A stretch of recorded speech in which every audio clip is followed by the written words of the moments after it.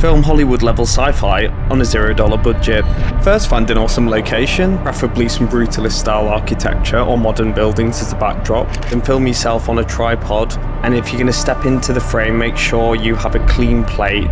Then once you've done that, drag and drop your footage into After Effects. Then go up to the roto brush tool, double click the footage, and then on frame 1 I'm just going to draw around myself, and then I'm going to use the refine edge tool when I get to the hair. Once you're happy with the outline, click freeze, and that After Effects will start analysing it. Import my PNG of a ship and drag it on the timeline.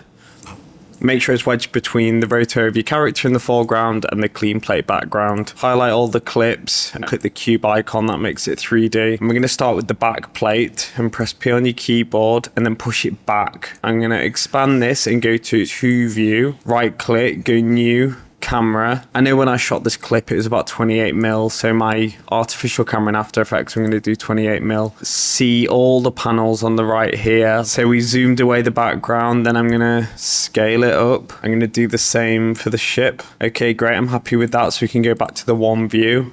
So once you've found sort of a position and a scale that you like, sort of move it around your scene to reference it. That looks pretty cool to me. On frame 1, press P, keyframe it, and then just move it. Then go to the final frame and just adjust where you want it to end. If you look in the background, the buildings are quite soft, and then the ship is way too sharp. Camera, lens blur, and effects and presets. Just make it a bit softer.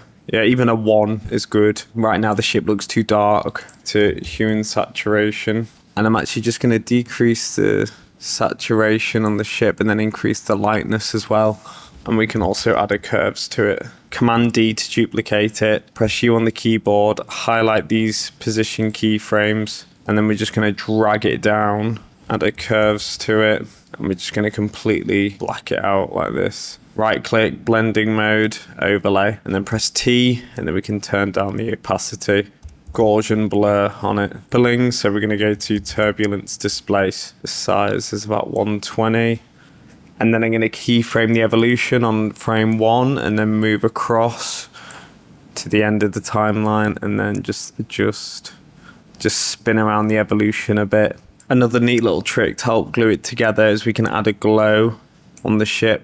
Increase the radius a tiny bit and then just turn down the intensity. It sort of gives the illusion that like the sun's striking it and the camera can't quite like handle the exposure. Another awesome little trick is we can command C that glow and then paste it on the backdrop plate as well. What I will do is right click, new, adjustment layer, add a turbulence displace. Below the foreground element, just turn down the amount to something really small like 2 or 3. Same with the size as well. Something like 50, and then option click the stopwatch evolution time asterisk 1000, and it just adds this little sort of atmospheric heat ripple. I'm also going to import this smoke element below the adjustment layer, increase the scale. Again, I just got this off YouTube. Right click, blending mode, screen, and we just turn down the opacity so it's not as crazy. Stretch it across the path of the ship. Draw a rough mask around it. Press F, feather it out. It's a bit like when you look at a mountain or a distant building from afar and it's got that sort of like ripply haze over it. Highlight everything, pre-compose,